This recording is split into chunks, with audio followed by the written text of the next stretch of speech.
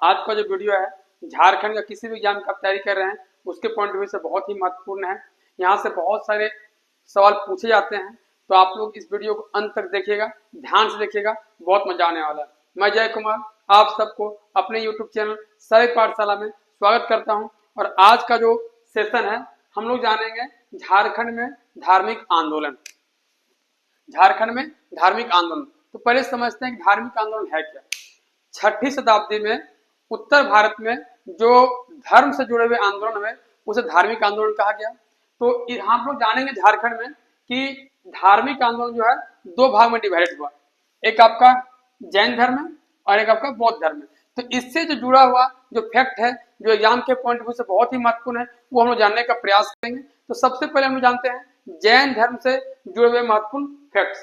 तो जैन धर्म पहले हम जानते हैं कि जैन धर्म जो है गिरिडीह में दो चीज मिला है, एक पारसनाथ की पहाड़ी और एक मधुबन। तो पहले जानते हैं पारसनाथ पहाड़ी के बारे में। पारसनाथ पहाड़ी झारखंड की सबसे ऊंची चोटी है।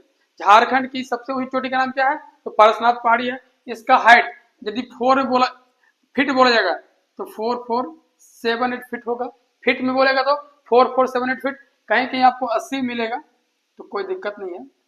और यदि मीटर में बोला जाए तो 1365 मीटर। अब समझिए कि पारसनाथ पहाड़ी का लोग जानते हैं, इसे जैन धर्म का मक्का कहा जाता है। जिस तरह मुस्लिम संप्रदाय में मक्का का स्थान है उसी तरह से जैन धर्म में पारसनाथ पहाड़ी का ही स्थान है। तो जैन धर्म का मक्का कहा जाता है किसको? पारसनाथ पहाड़ी को। यहाँ 20 तीर्थंकरों के निर्माण की प्राप्ति हुई। पहले समझते हैं कि जैन धर्म में कुल 24 तीर्थंकर में पहले आपका ऋषभदेव थे और 24 में महावीर थे। इनके बीच में आपका 20 जो तीर्थंकर थे इनको निर्वाण प्राप्ति हुई यहाँ पे। तो निर्वाण का अर्थ क्या होता है? निर्वाण का अर्थ होता है जैन धर्म में देह का त्याग कर देना या बंधन का टूटना या फिर जो जीवन का जो क्रम है उसे मुक्ति पाना अर्थात मर जाना। तो निर्वाण यहाँ पे 20 तीर्थंकर को निर्वाण प्राप्ति हुई है। और अंतिम तीर्थंकर पार्श्वनाथ थे जो जैन धर्म के 23वें तीर्थंकर थे। इन्हीं के नाम पर इस पहाड़ी का नाम पड़ा। समझिए कि जैन धर्म में कुल 24 तीर्थंकर हुए, उनमें से जो 23वें तीर्थंकर थे पार्श्वनाथ, उन्हीं के नाम पर इस पहाड़ी का नाम पारसनाथ पड़ा। और ये 23वें तीर्थंकर थे और इनको यहाँ पे निर्वाण प्राप्ति जो हुआ है 717 बीसी में हुआ था। और एक चीज और पूछा जाता है यहाँ सवाल कि इनका प्रतीक चिन्ह क्या था। सबका अलग अलग प्रतीक चिन्ह होता है। जैन धर्म के जो पहले तीर्थंकर थे उनका प्रतीक चिन्ह सांड था और अंतिम जो है महावीर उनका प्रतीक चिन्ह सिंह था, सिंह। उसी तरह से पार्श्वनाथ का प्रतीक चिन्ह सर्प था, सांप। तो दो क्वेश्चन बन गया कि पार्श्वनाथ जो थे इनको यहाँ निर्वाण प्राप्ति कब हुआ? 717 बीसी में। और इनका प्रतीक चिन्ह क्या था? तो सर्प था, सांप था। और इस पहाड़ी जो है, यह पहाड़ी जो है यहाँ 20 तीर्थंकर, पूरे भारत में इतने बड़े क्षेत्र में 24 तीर्थंकर हुए, लेकिन 24 में से 20 तीर्थंकर की निर्वाण प्राप्ति कहाँ हुई? पारसनाथ पहाड़ी। अब देखिए आदिवासी लोग इसे मारंग गुरु कहते हैं। समझिए कि पारसनाथ पहाड़ी जो है सिर्फ जैन धर्म के लिए ही प्रसिद्ध नहीं है, यहाँ पे आदिवासी लोग भी पूजा करते हैं। और आदिवासी लोग इस पहाड़ी को, इस चोटी को आपका मारंग गुरु के नाम से पुकारते हैं, मारंग गुरु कहते हैं। अब देखिए यहाँ कुछ दिन पहले विवाद हुआ था। विवाद का रीजन क्या है कि झारखंड की नई पर्यटन नीति, ये भी याद कर लीजिए कि झारखंड की नई पर्यटन नीति कब आया था? 2022 में। तो इस पर्यटन नीति के तहत क्या हुआ कि इसे पर्यटन क्षेत्र घोषित कर दिया गया। जैसे ही पर्यटन क्षेत्र घोषित होता है तो वहां पे आदमी मांस मदिरा का सेवन कर सकता है, घूम सकता है। लेकिन जैन धर्म में मांस मदिरा का वर्जन जो है वर्जित है। तो इसीलिए यहाँ पे जो विवाद हो गया था कि मांस मदिरा को लेकर, लेकिन अभी इस विवाद को सुलझा लिया गया है। तो ये याद रखिएगा कि इसे पर्यटन कब घोषित किया गया था? तो 2022 में। अगला जानते हैं हम लोग कि प्रसाद योजना में इसे शामिल किया गया है। समझिए कि प्रसाद योजना है क्या। यह केंद्र सरकार के द्वारा इस योजना की शुरुआत 2014-15 में हुई थी। और इसका उद्देश्य क्या है कि जितने सारे तीर्थ स्थल है, जितने सारे धार्मिक स्थल है, उसको एक लिंक के थ्रू जोड़ना है ताकि उन क्षेत्रों का विकास हो सके। तो हम लोग जान गए पारसनाथ पहाड़ी के बारे में। इसका हाइट फीट में बोलेगा तो 4478, यह 80 फीट होगा। मीटर में बोलेगा तो 1365 मीटर होगा। और इसे जैन धर्म का मक्का कहा जाता है।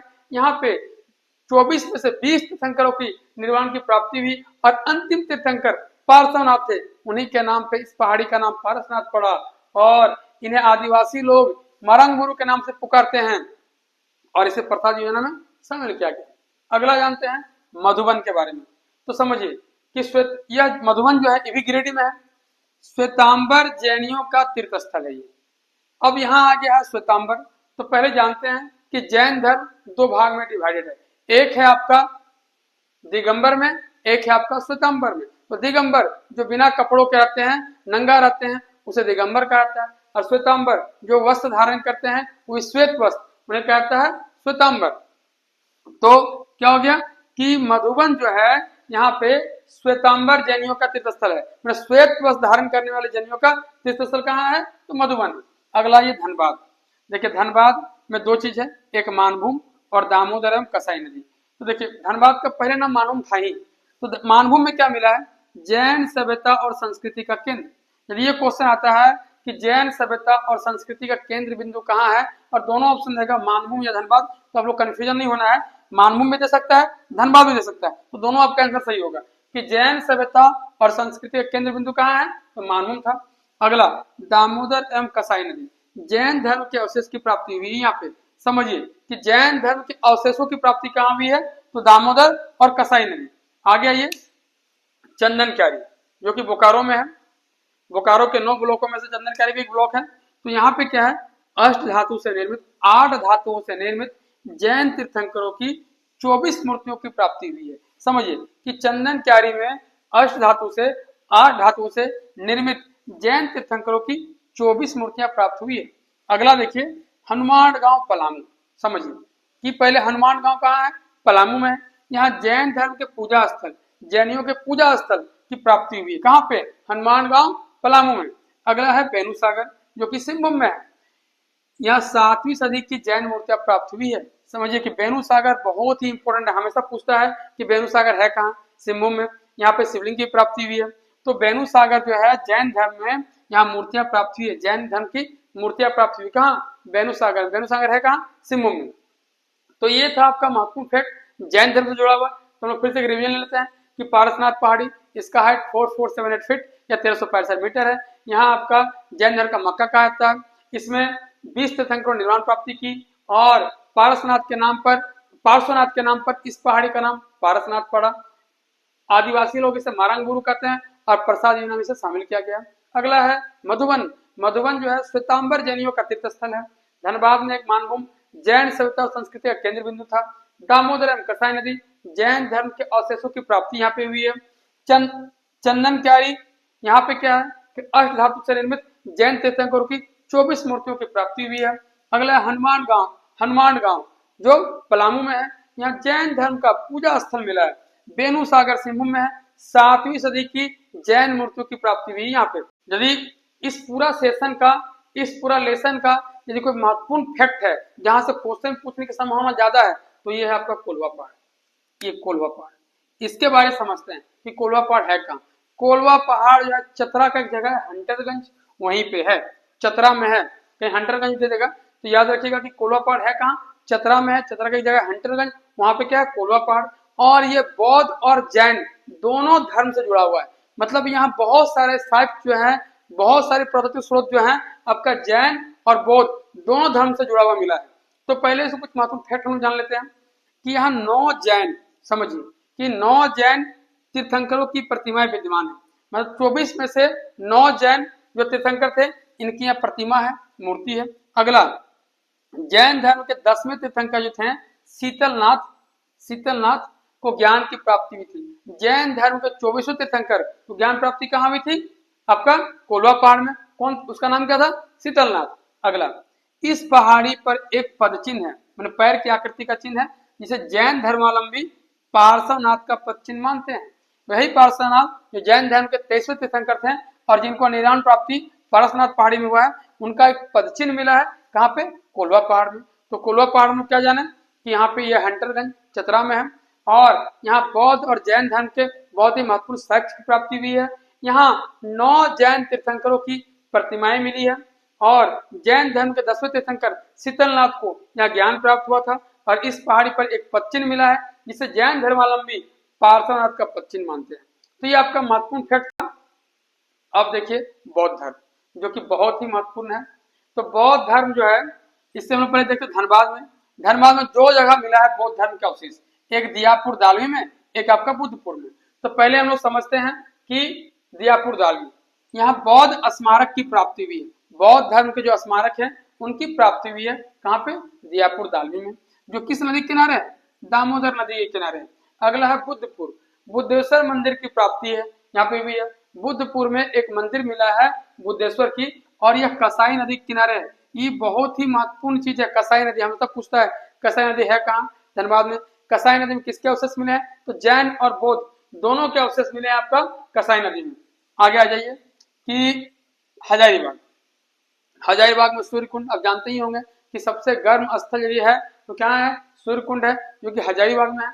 यहाँ बुद्ध की प्रस्तर मूर्ति की प्राप्ति हुई है, भगवान बुद्ध की प्रस्तर मूर्ति यहाँ मिली है। अगला है बहरोनपुर, देखिए इसको पहले भी याद करके रखे हैं कि बहुत ही इंपॉर्टेंट है बहरोनपुर। यहाँ भगवान बुद्ध की 1200 वर्ष पुरानी पालकालीन मूर्तियों की प्राप्ति हुई है, जिनका संबंध महायान शाखा से है। समझिए, पहले हम जान लेते हैं कि पालकालीन, पाल वंश जो है जिसके संस्थापक गोपाल थे और जिसकी राजधानी मुंगेर थी, ये तो हम लोग जान गए। अब यहाँ क्या? महायान शाखा। समझ लो कि जिस तरह जैन धर्म श्वेतांबर और दिगंबर दो भाग में डिवाइड था, उसी तरह से बौद्ध धर्म में दो भाग में डिवाइड था, एक आपका महायान और एक आपका हीनयान। बाद में वज्रयान शाखा का भी उल्लेख मिलता है, जो लोग आगे पढ़ेंगे। तो समझिए कि बहरोनपुर में भगवान बुद्ध की 1200 वर्ष पुरानी पालकालीन मूर्तियां मिली है, जिनका संबंध आपका बौद्ध धर्म के महायान शाखा से है। अगला है सीतागढ़ पहाड़। हमेशा एग्जाम में आता है कि सीतागढ़ पहाड़ है कहाँ, तो ये जान लीजिए कि हजारीबाग में ही है। और यहाँ भगवान बुद्ध की 4 आकृति वाला, भगवान बुद्ध की 4 आकृति वाला एक स्तूप मिला है।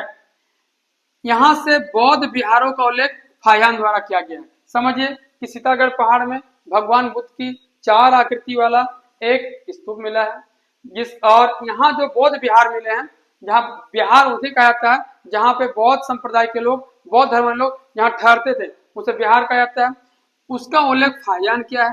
फाहियान जो है चंद्रगुप्त विक्रमादित्य के शासनकाल में आए थे। और अगला है 5 पड़वा, ये बहुत इंपॉर्टेंट है। 5 पड़वा जो है, यहाँ बौद्ध स्तूप की प्राप्ति हुई है, जिसकी समानता राजगीर के बौद्ध स्तूप के समान है। समझिए कि 5 पड़वा ये भी हजारीबाग में है, यहाँ भी आपका बौद्ध स्तूप की प्राप्ति हुई है। और इस यहाँ के जो बौद्ध स्तूप है वो राजगीर के बौद्ध स्तूप के समान है। अब आगे आइए, यहाँ बार बार स्तूप आया है, तो स्तूप कहते किसको है? तो स्तूप जैन धर्म के जितने गुरु लोग हैं, उन लोग को जो मर जाते हैं, तो मरने के बाद उनके अस्थियों को जहाँ पे रखा जाता है, उसके ऊपर एक इस तरह की आकृति बना दी जाती है, उसे स्तूप कहा जाता है। समझिए आगे, तो ये हजारीबाग में जान गए क्या? सूर्यकुंड था, बहरोनपुर, सीतागढ़ पहाड़, 5 पड़वा, ये सब आपको कहा था? हजारीबाग। अब ये जो है ना भाई, बहुत ही इंपॉर्टेंट है। ये मूर्तिया गांव, करवा गांव, कटुंगा गांव और पटम्बा गांव, ये 4 गांव है, और चारों का संबंध बौद्ध धर्म से। हम लोग को याद करना है कि मूर्तिया गांव, पहले समझते हैं कि गांव याद हम कैसे करेंगे, पहले याद करते हैं फिर फैक्ट देखेंगे। तो मूर्तिया गांव कहाँ है? पलामू में। समझिए कि कोई भी इंसान या कोई मूर्तिकार मूर्ति बनाता है ना, तो जादू मंत्र से तुरंत नहीं बनता है, मैंने पल में मूर्ति नहीं बनेगा, उसको टाइम लगता है। तो इसका याद करने का सिंपल तरीका है मूर्तिया गांव, मैंने मूर्ति पल में नहीं बनेगा, टाइम लगेगा बनाने में, तो पल में मूर्ति नहीं बनेगा। तो याद रख लीजिएगा, मूर्तिया गांव कहाँ है? पलामू में। अब है करवा गांव, गोड्डा में। समझिए कि लड़की लोग कितनों मेकअप कर ले ऊपर में, लेकिन जो पैर होता है वो हमेशा, वो पैर मेकअप तो करता नहीं है और दिखता भी नहीं है, वो पैर इसलिए काला रह जाता है। सब ये कोई भी इंसान जो काला है, चेहरा को पोत के गोरा कर लेगा, लेकिन पैर क्या होता है? काला रहता है। तो करवा गांव, गोड्डा, गोड्डा मैंने गोड़ हम लोग बोलते हैं, तो उसे याद कर लीजिएगा, करवा गोड्डा में। अगला है कटुंगा गांव, सिमडेगा में। समझिए एक आपका जलप्रपात है सिमडेगा में, सुगा काटा घाट। सुगा काटा घाट कहाँ है? और केला घाट, दोनों कहाँ है? सिमडेगा में। तो हम लोग याद करेंगे सुगा काटा घाट, ये कहाँ है? तो सिमडेगा में है। तो सुगा क्या करता है? काटता। सुगा माने तोता हम लोग बोलते हैं, तो सुगा का काम क्या है? काटना, वो काट करके खाता है। तो उससे याद कर लीजिएगा कि सुगा काटा मैंने कटूंगा, कहाँ है? सिमडेगा में। अगला है पटम्बा, ये आपको याद करना होगा, ये है जमशेदपुर में। तो हम लोग जान लेंगे पहले कि मूर्तिया गांव कहाँ है? पलामू में। करवा गांव कहाँ है? गोड्डा में। कटुंगा गांव कहाँ है? सिमडेगा में। तो पटम्बा कहाँ है? जमशेदपुर में। अब इससे जो महत्वपूर्ण फैक्ट है ये हम लोग जानेंगे। तो मूर्तिया गांव है पलामू में, यहाँ एक सिंह शीर्ष मिला है, सिंह का एक शीर्ष मिला है जो सांची के स्तूप के समान मिलता है। समझिए सांची का जो स्तूप है विश्व विख्यात है, उसी के समान एक सिंह शीर्ष मिला, कहाँ पे? मूर्तिया गांव। अगला है करुआ गांव, यहाँ पे क्या है कि बौद्ध स्तूप की प्राप्ति हुई, भगवान बौद्ध की जो स्तूप है वो सब की प्राप्ति हुई कहाँ पे? करुआ गांव में। अगला कटुंगा गांव सिमडेगा, बुद्ध की एक प्रतिमा मिली है, एक ही प्रतिमा मिली है, कहाँ पे? कटुंगा में। और पटम्बा में यहाँ बुद्ध की 2 प्रतिमाएं मिली है। तो यह याद हो जाएगा कि मूर्तिया गांव पलामू में है, यहाँ एक सिंह शीर्ष मिला है जो सांची के स्तूप के समान है। अगला है करवा गांव जो गोड्डा में है, यहाँ बौद्ध स्तूप की प्राप्ति हुई है। अगला है कटुंगा गांव जो सिमडेगा में है, यहाँ बुद्ध की 1 प्रतिमा की प्राप्ति हुई है। अगला है पटम्मा गांव जो जमशेदपुर में, यहाँ बुद्ध की 2 प्रतिमाएं की प्राप्ति हुई है। और अगला ईचागढ़ की सरायकेला खारसवा में है, यहाँ बौद्ध धर्म के वज्रयान शाखा, जैसे आपका हीनयान महायान हो वैसे वज्रयान शाखा है। तो ईचागढ़ जो सरायकेला खारसवा में, यहाँ बौद्ध धर्म की एक शाखा है वज्रयान शाखा। उसकी इष्ट देवी जो है तारा की मूर्ति मिली है, जिसको रांची संग्रहालय में रखा गया। अब समझिए कि ईचागढ़ पक्षी अभ्यारण्य भी है जो सरायकेला खारसवा में। हमेशा पूछा जाता है सवाल ये कि ईचागढ़ पक्षी अभ्यारण्य है कहाँ है? वो सरायकेला खारसवा में। और ईचागढ़ में बौद्ध धर्म की वज्रयान शाखा की जो इष्ट देवी थी उनका नाम था तारा। समझिए कि आपका जो है वज्रयान शाखा का विकास बंगाल में बहुत ज्यादा हुआ और उनकी जो इष्ट देवी तारा, तो तारा की बहुत ज्यादा पूजा की जाती थी। उन्हीं का एक मूर्ति मिला है जिन्हें कहाँ रखा गया? रांची संग्रहालय में। अब समझिए कि रांची संग्रहालय का स्थापना कब हुआ, ये जान लीजिए, पूछता है सवाल। तो रांची संग्रहालय कब बना? 1974। अगला आ जाइए, यहाँ जगह नहीं सब यहाँ लिख दिए हैं, घोलमारा, ये भी आपका धनबाद में है। जिस तरह दियापुर दालमी है, बुद्धपुर है, उस तरह वो घोलमारा भी कहाँ है? धनबाद में है। यहाँ बुद्ध की एक खंडित मूर्ति मिली है, मतलब एक टूटी फूटी मूर्ति मिली है, कहाँ पे? घोलमारा में। तो ये आपका महत्वपूर्ण फैक्ट था। फिर से एक बार हम रिवीजन लेते जल्दी से बौद्ध धर्म के बारे में कि धनबाद में दियापुर दालमी है, यहाँ बौद्ध स्मारक की प्राप्ति हुई है जो दामोदर नदी किनारे है। अगला है बुद्धपुर, यहाँ बुद्धेश्वर मंदिर की प्राप्ति हुई है जो कसा नदी किनारे है। अगला हजारीबाग में कुछ फैक्ट है, सूर्यकुंड, यहाँ बुद्ध की प्रस्तर मूर्ति की मिली है। अगला है बहरोनपुर, बहुत ही भव्य है, भगवान बुद्ध की 1200 वर्ष पुरानी पालकालीन मूर्तियां मिली है जिनका संबंध महायान शाखा से है। अगला है सीतागढ़ पहाड़, यहाँ भगवान बुद्ध की 4 आकृति वाला स्तूप मिला है और यहाँ के बौद्ध विहारों का उल्लेख फायान द्वारा किया गया। अगला है 5 पड़वा, यहाँ के बौद्ध स्तूप राजगीर के बौद्ध स्तूप के समान है। अगला है मूर्तिया गांव पलामू में, यहाँ एक सिंह शीर्ष मिला है जिसका संबंध या जो है सांची के स्तूप के साथ मिलता जुलता है। और अगला करुआ गांव जो गोड्डा में, यहाँ बौद्ध स्तूप की प्राप्ति हुई है। अगला है कटुंगा गांव जो सिमडेगा में है, यहाँ पे बुद्ध की 1 प्रतिमा की प्राप्ति हुई है। अगला पटम्मा गांव जो जमशेदपुर में है, यहाँ बुद्ध की 2 प्रतिमा मिली है। ईचागढ़ जो सरायकेला खारसवा में है, यहाँ बौद्ध धर्म के वज्रयान शाखा की प्रमुख देवी इष्ट देवी जो तारा थी उनकी 1 प्रतिमा मिली है, जिसे रांची संग्रहालय में रखा गया। अगला है घोलमारा जो धनबाद में है, यहाँ बुद्ध की एक खंडित टूटी फूटी मूर्ति मिली है। ये आपका जो है महत्वपूर्ण फैक्ट था धार्मिक आंदोलन से।